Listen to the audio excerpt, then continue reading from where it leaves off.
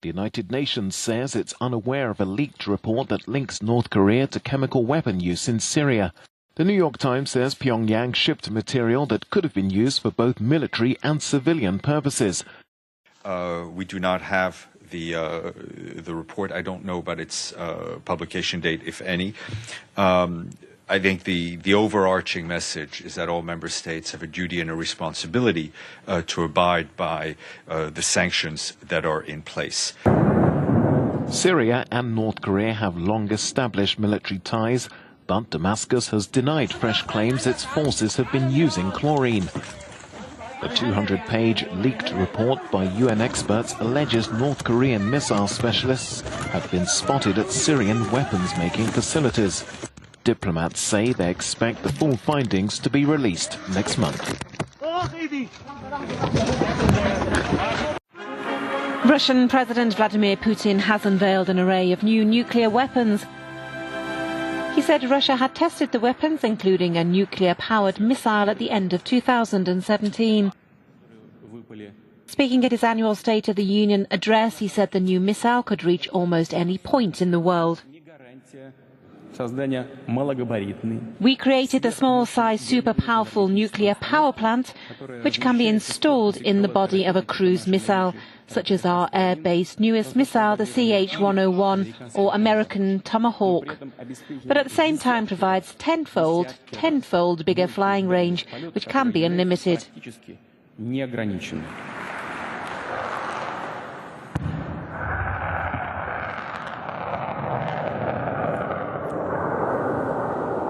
Putin says the new supersonic weapon cannot be tracked by anti-missile systems and is the only one of its kind in the world.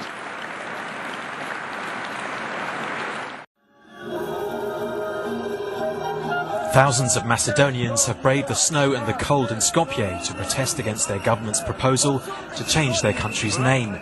The government's problem: neighbouring Greece will veto the former Yugoslav Republic of Macedonia from joining the EU and NATO until it does. We're Macedonians until now, with traditions through centuries. I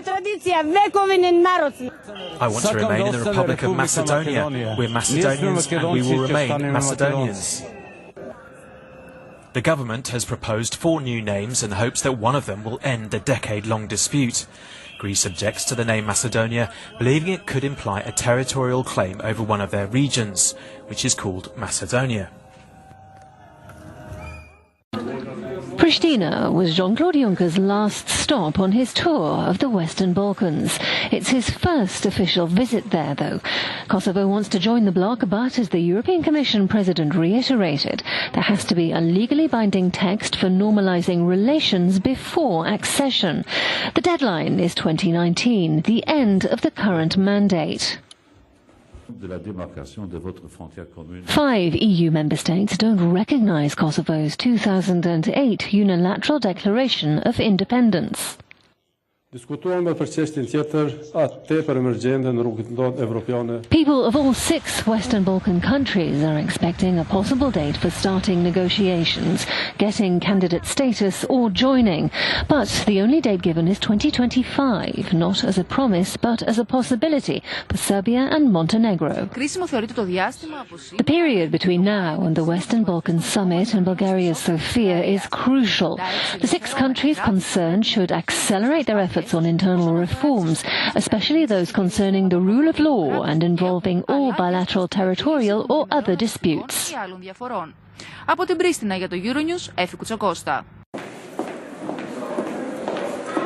Italy chooses a new government on Sunday, and the outcome is widely seen as too close to call.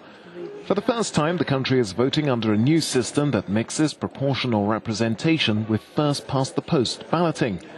That means the winner will need around 40% of the vote to govern, but could make do with less if they sweep the first-past-the-post seats. The anti-establishment and populist Five-Star movement is expected to emerge as Italy's largest party.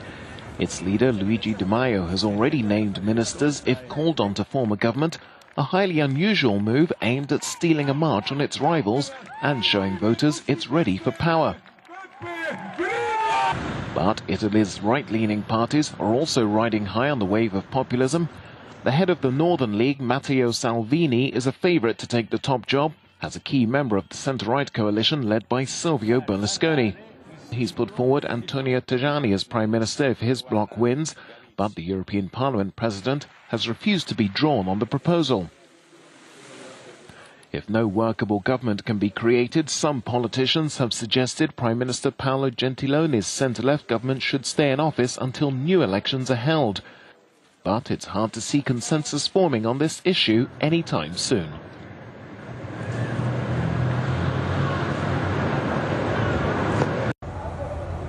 The EU's draft Brexit legal text got a frosty reception at Westminster. Theresa May was scathing.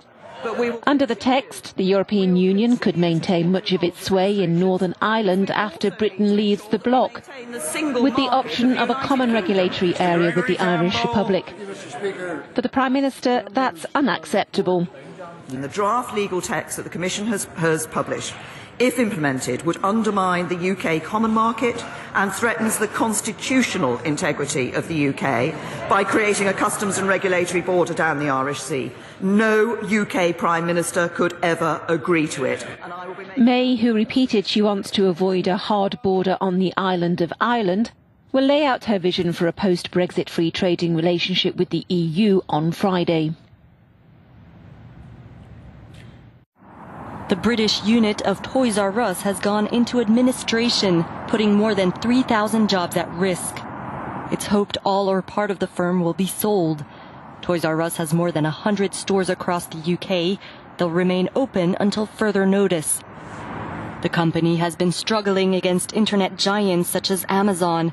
Its results over the crucial Christmas period were worse than expected, and it's planning to close at least 150 stores in the US. Heavy snow trapped hundreds of people on a motorway in Scotland overnight, with fuel and other supplies having to be delivered by emergency services. A red alert for snow is in force in the area, warning of a potential risk to life. It's the first time it's ever been issued in Scotland and only the second time in the UK. The Siberian weather is causing major disruption to road, rail and air transport, with hundreds of cancellations. Much of Europe remains caught in the grip of freezing temperatures. In Amsterdam, iconic canals have frozen over, while in Denmark, a fishing vessel was crushed after it became stuck on ice. Its captain was safely rescued. For many across Europe, it should be a welcome return to milder weather next week. If Mobile World Congress is the place to be for big brands, where they showcase their gadgets and technologies, 4 years from now is a different event. Here, young entrepreneurs are coming to present their ideas, their startups, to network, to find investors or partner among each other.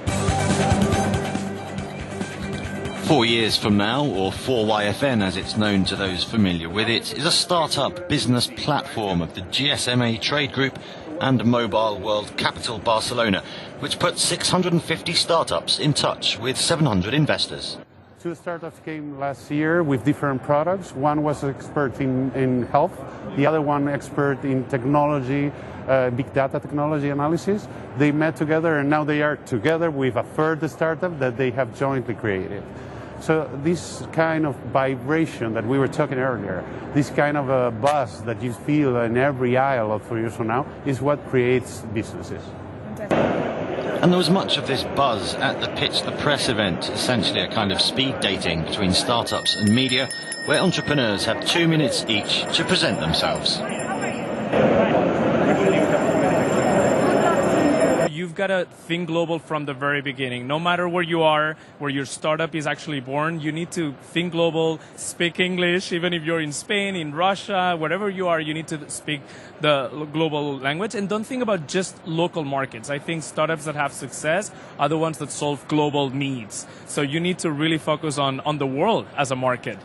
This year, 4YFN welcomed 19,000 visitors, and who knows, maybe some of this year's startups will turn into an industry leader in 4 years, or even earlier. Something must be done. Donald Trump has called on U.S. lawmakers to go big on legislation to prevent more school shootings. We can't wait. Despite pressure from the National Rifle Association, he supports stricter background checks and raising the legal age to buy rifles from 18 to 21. I'm the biggest fan of the Second Amendment. Many of you are. I'm a big fan of the NRA, but I had lunch with them and said, it's time. We got to stop this nonsense. It's time. The comments came the same day classes resumed at the Florida high school where 17 people were killed 2 weeks ago in one of the country's deadliest mass shootings. It was good to be back with everyone. I'm glad that it brought us together instead of dragging us apart. My teacher was taking attendance and she accidentally said Luke's name while she was doing roll, and a lot of people just started crying because we all knew that he was gone. We were just trying to reinstill the sense of normalcy that we all, had before this, because at the end of the day, life has to go on. 2 major U.S. retailers have already announced restrictions on gun sales. Dick's Sporting Goods will no longer sell assault-style rifles, while Walmart is raising the minimum age for buying guns to 21. Televidente, esta kita bata Notisia Internacional. Después de corte publicitario, nos tabeco e deporte con nos colega Carl Reuter. Sigue con nos.